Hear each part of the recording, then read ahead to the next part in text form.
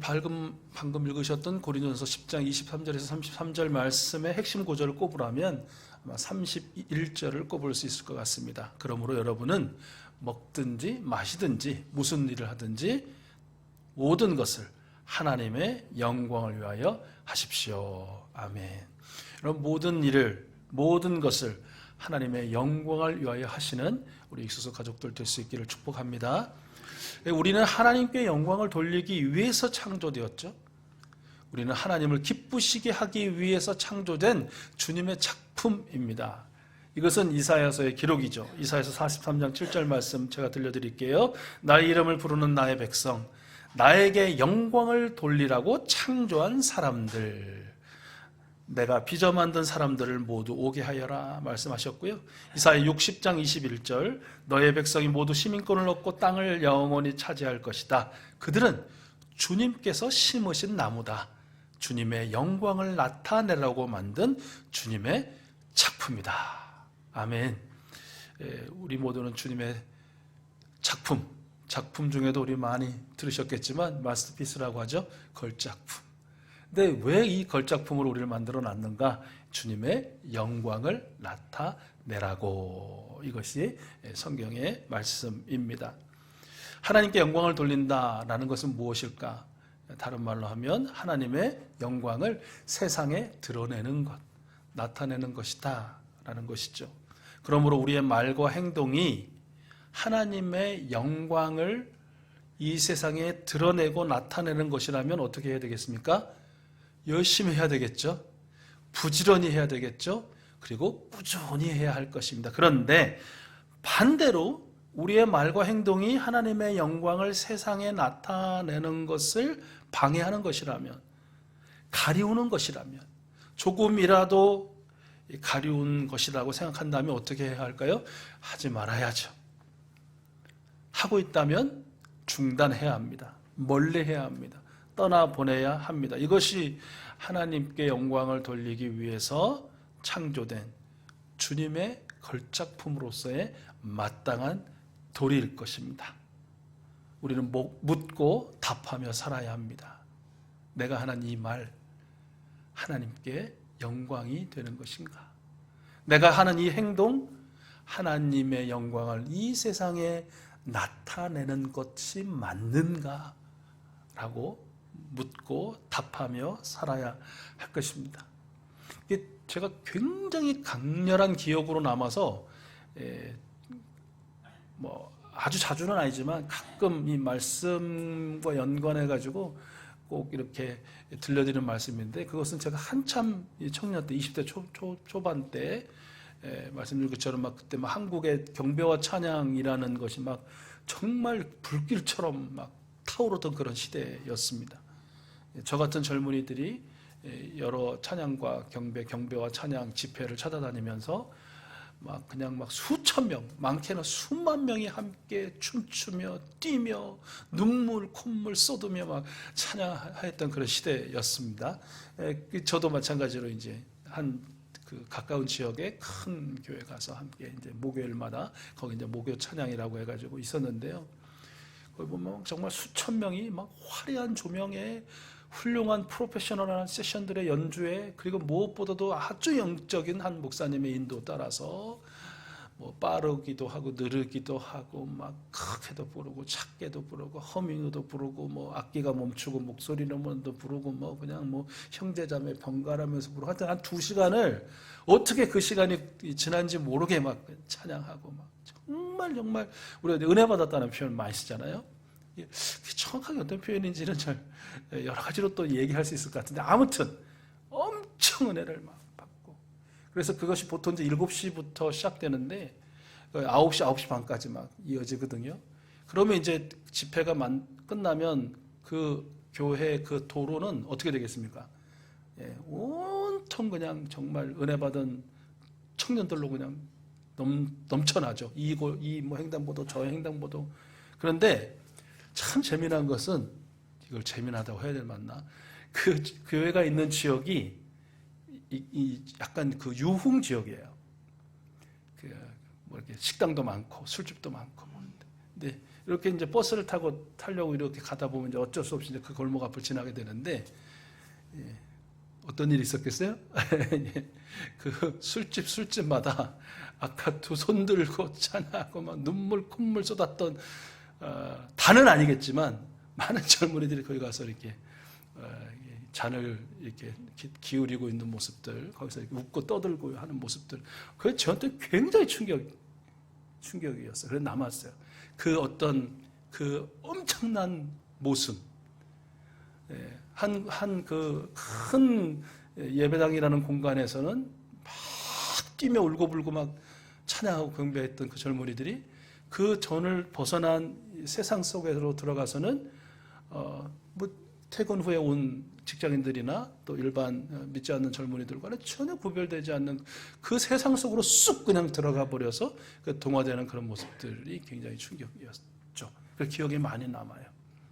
그러면 막 극단적으로 생각하면 이런 찬양 집회가 뭐가 필요한가 막 그렇게 아예 그냥 그 뿌리를 뽑으려면 아예 하지 말아야 된다 막 이런 생각까지도 하게 되는 그런 게 있었는데요.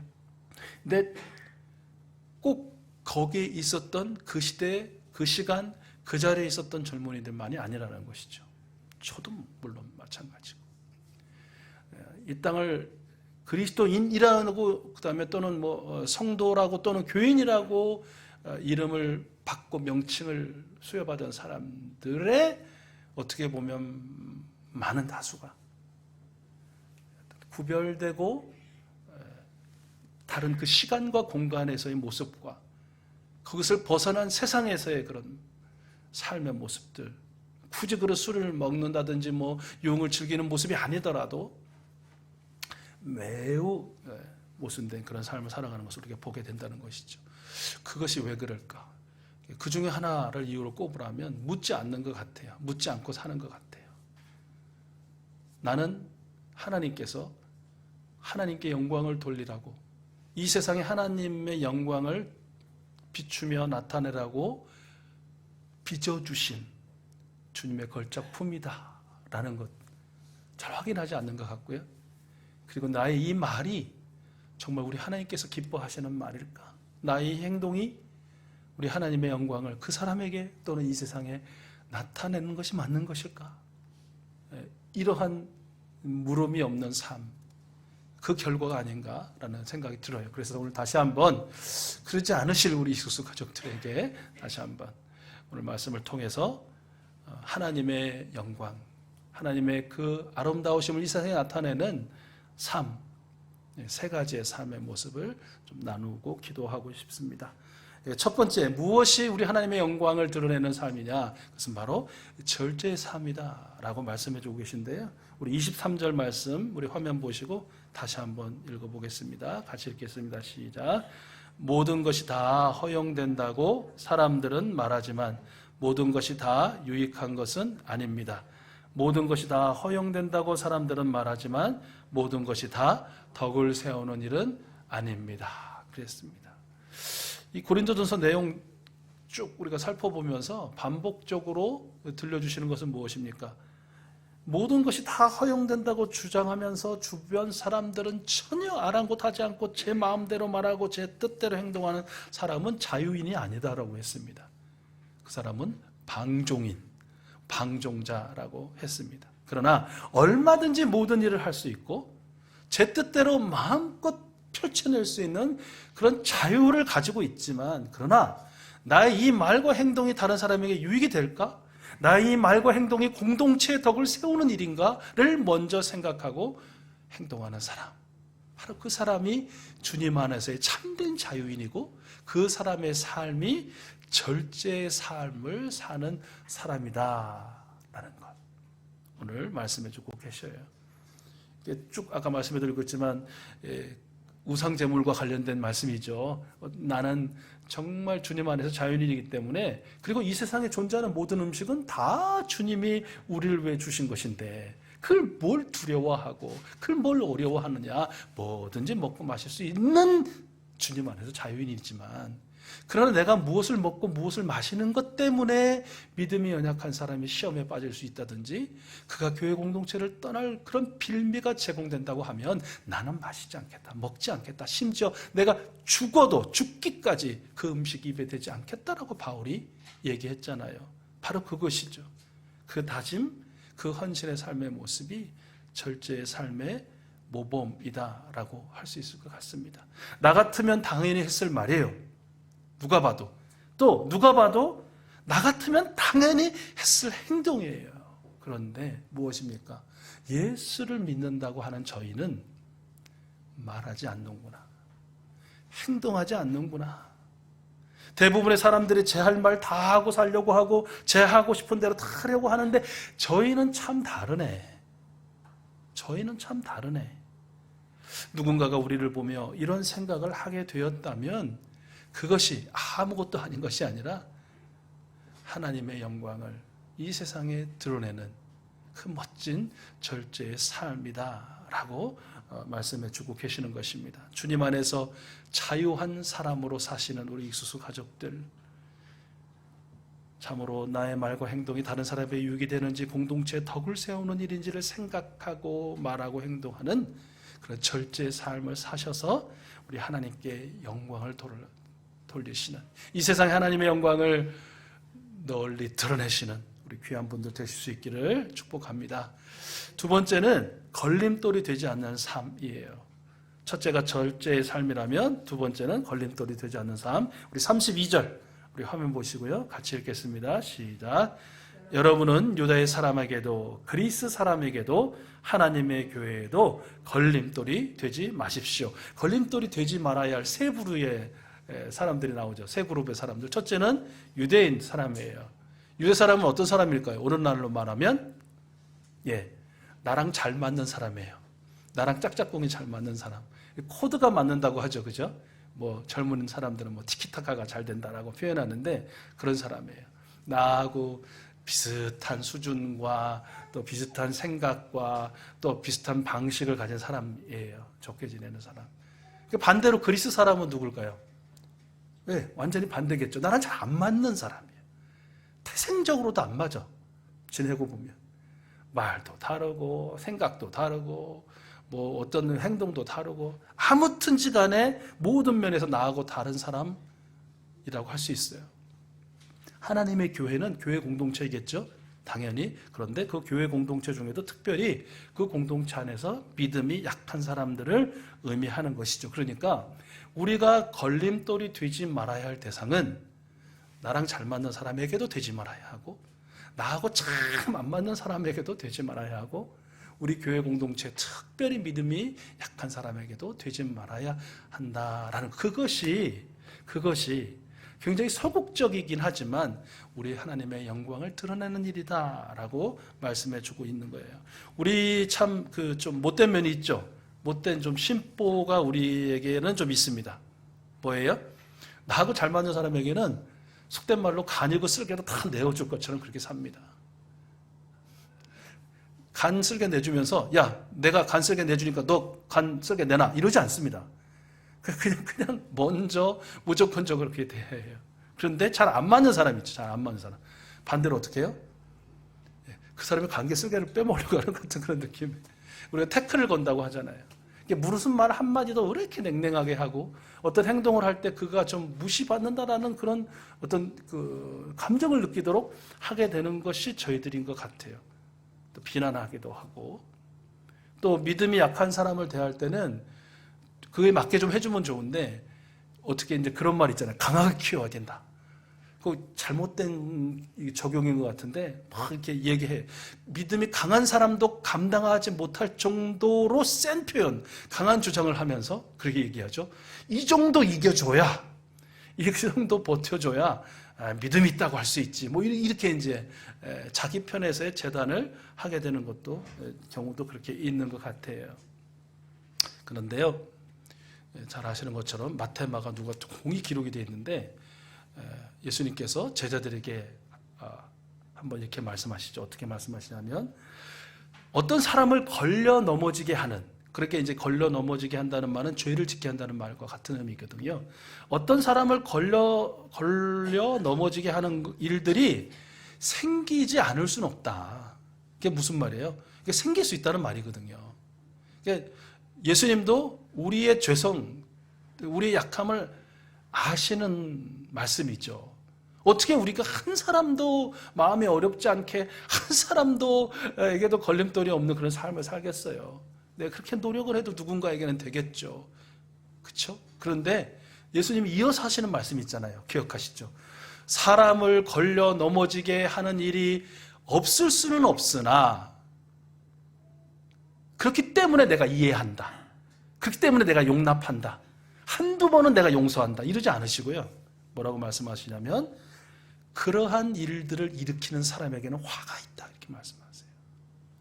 내가 잘 알지만 너희들의 그런 약함과 죄의 본성을 내가 너무나 잘 알지만 있을 수밖에 없는 것도 알지만 그런데 그런 일들을 일으키는 사람에게는 화가 있다라고 경고하셔요. 근데 그 어떤 화예요? 잘 아시는 것처럼 한 작은 사람, 약한 사람, 연약한 사람을 걸려 넘어지게 하는 것보다 차라리 네 목에 연자 맷돌이라고 했죠. 예전에는 큰 맷돌을 메고 바다에 빠지는 것이 낫다라고까지 얘기하셨어요. 이게 엄청난 두려운 말씀이에요. 그러니까 우리는 지금 저는 이렇게 말로 하지만 이 당시 생각해 보세요. 예수님이 계셔요. 제자들이 있어요. 이 말씀을 하시는 거예요. 너희들 산 사람 걸려 넘어지는 게 하는 거 할 수 있어. 그런데 그 일 하는 사람엔 화가 있다. 그 사람을 걸려 넘어지게 하는 것보다는 차라리 네가 여기 있는 이 맷돌이라고 아마 말씀하셨을 거예요. 그들의 눈앞에. 그 당시에 맷돌은 아주 작은 것도 3, 4섹피로예요. 100kg가 되는 것도 있고 심지어 몇 톤이 되는 맷돌도 있었다고 해요. 뭐 몇 톤이나 되는 돌을 매라고 하셨겠어요? 그러진 않았겠죠. 뭐예요? 어떤 의미이시겠어요? 그렇게까지 예수님께서 아주 강하게 말씀하셨다는 거예요. 그러니까 우리가 살다 보면 그냥 나도 모르게 그럴 수도 있고 나는 원치 않았지만 그냥 부지부식간에 그럴 수도 있고 내가 언제 뭐 다리를 걸라 했나? 여러분 그거 아시죠? 이렇게 축구를 보면 태클이라고 하잖아요. 발을 거는 게 있어요. 발을 거는 거. 근데 어떤 경우는 뭐가 있냐면 발을 상대방이 막 그 선수가 오면 너무 위급하면 발을 딱 넣어요. 근데 지혜롭게 발을 싹 빼는 사람이 있어요. 그러면 이제 이 오던 선수는 발에 걸려 넘어지려고 이미 몸을 기울어진 상태에서 이 수비수가 발을 뺐기 때문에 어쩔 수 없이 아주 멋지게 넘어집니다. 그걸 뭐라고 해요? 헐리우드 액션이라고 표현을 써요. 이렇게 했는데 그냥 넘어져 버리는 거예요. 그리고 그렇게 이제 잘못된 거짓 액션을 취한 선수에게 이제 옐로우 카드가 가죠. 혹시나 그런 걸 보면서 내가 어떤 사람을 걸려 넘어지려고 했으나 나는 뺐어. 했지만 나는 거두었어. 근데 그 사람이 약해서 지가 그냥 넘어진 거야. 이거 안 된다는 거야. 이것도 안 된다는 거야. 이렇게 생각하는 것도. 예수님은 매우 중하게 여기셔요. 매우 무겁게 여기시는 거예요. 한 사람이 시험에 빠지게 하고 한 사람이 죄를 짓게 하고 그 한 사람이 걸려서 넘어지고 무너지게 하는 것에 대해서 예수님 너무너무 중하게 생각하셨다는 거. 이거 우리 기억해야 하는 것이죠. 나와 잘 맞는 사람에게든지 나하고는 잘 안 맞는 사람에게든지 교회 공동체의 믿음이 약한 사람에게든지 우리는 걸림돌이 되지 말아야. 걸림돌이 되었을 때에 우리가 받아야 할 그 엄중한 화를 늘 기억해야 한다라는 것이에요. 걸림돌이 되지 않고 오히려 그 사람을 부양하고 고양하고 늘 새롭게 하는 디딤돌 되는 삶 사셔서 우리 하나님께 영광 돌리는 우리 익숙 가족들 될 수 있기를 소원합니다. 마지막 세 번째는요. 무엇이 하나님께 영광을 되느냐? 구원을 받게 하는 삶이에요. 우리 33절 우리 화면 보시고 같이 읽겠습니다. 시작. 나도 모든 일을 모든 사람의 마음에 들게 하려고 애씁니다. 그것은 내가 내 이로움을 구하지 않고 많은 사람의 이로움을 추구하여 그들이 구원을 받게 하려는 것입니다. 아멘. 한 사람이 구원을 받도록, 한 생명이 예수 그리스도를 만날 수 있도록 안내하는 삶, 이것이 우리 하나님께 영광을 돌리는 삶이다라고 말씀하셔. 이 삶의 모범은 어디서 왔어요? 당연히 우리 예수 그리스도님께 왔죠. 요한복음 17장에서 예수님은 마지막 십자가를 앞두고 기도하시잖아요. 아버지, 이제 아버지의 영광을 받으실 시간이 왔습니다. 때가 왔습니다. 하나님의 시간표가 되었습니다. 하나님, 아들로 하여금 하나님께 영광을 돌리게 하여 주십시오. 그런데 그 영광을 어떻게 돌려요? 아버지께서 모든 사람에게 영생을 주려 하시는데 나의 이 십자가와 이 부활을 통해 모든 생명들에게 영생이 수여되도록 하시옵고 그 일로 인하여 하나님 영광을 받아 주소서, 이렇게 기도하는 내용이 나오거든요. 우리 예수님께서는 맡겨주신 그 일, 십자가와 부활을 통해서 모든 생명을 구원하신 그 일을 완성하심으로써 우리 하나님께 영광이 되셨다. 사도 바울의 고백도 마찬가지라는 것이에요. 나에게 맡겨주신 그 사명, 생명들이 예수님을 만날 수 있도록 돕다가 우리가 하나님께 영광을 돌리겠습니다라는 그런 고백이라는 것이죠. 우리의 고백도 마찬가지이다라는 것이에요. 유일한 구원의 길과 진리와 생명이 되시는 예수 그리스도님께 한 사람 안내할 수 있도록 내 이로움보다는 그의 이로움을, 내 유익보다는 그의 유익을 구하며 사는 삶, 바로 그 삶이 우리 하나님께 영광이 되는 삶이고요. 그러한 삶이 우리 익수수 가족들의 삶이 되실 줄로 믿습니다. 이제 말씀을 마무리하면서 우리가 이제 하나님께 영광이 되도록, 이 세상에 하나님의 영광을 나타내도록 절제의 삶, 또 걸림돌이 아닌 디딤돌이 되는 삶, 또 한 생명 구원을 받도록 안내하는 그런 삶 살아야 할 텐데, 그런 삶을 살아낼 수 있도록 우리가 먼저 이런 삶을 좀 살면 좋겠고, 이런 삶이기를 소원해야 되겠다. 이것이 이제 만약에 우리는 잘 맞는 유대인의 그룹이라면 이제 밖에 세상의 그리스 사람에게까지 그래 나갔으면 좋겠다라는 생각이 들더라고요. 아주 짧지만 감동적인 시로 유명한 나태주 시인의 서로가 꽃이라는 그런 시가 있더라고요. 짤막한 시인데 한번 우리 같이 한번 읽어보겠습니다. 우리 천천히. 시작. 우리는 서로가 꽃이고 기도다. 나 없을 때 너 보고 싶었지. 생각 많이 났지. 나 아플 때 너 걱정됐지. 기도하고 싶었지. 그래, 나도 그래.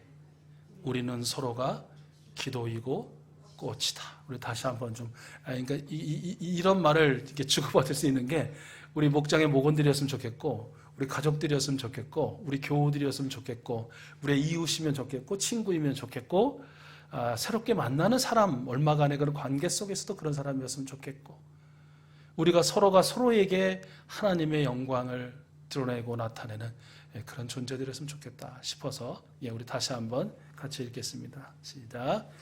우리는 서로가 꽃이고 기도다. 나 없을 때 너 보고 싶었지. 생각 많이 났지. 나 아플 때 너 걱정됐지. 기도하고 싶었지. 그건 나도 그래. 우리는 서로가 기도이고 꽃이다. 그러니 아니네요. 그건 나도 그러네. 그건 나도. 좀 오타가 났는데 그건 나도 그래. 이 한 주간도 우리 사랑하는 익수수 가족들 삶의 모든 자리에서 서로에게 기도이고 서로가 서로에게 꽃으로 사셔서 우리 하나님께 영광 올려드리는 귀한 분들 다 되실 수 있기를 축복합니다. 우리 함께 기도하죠. 지금 기도하실 때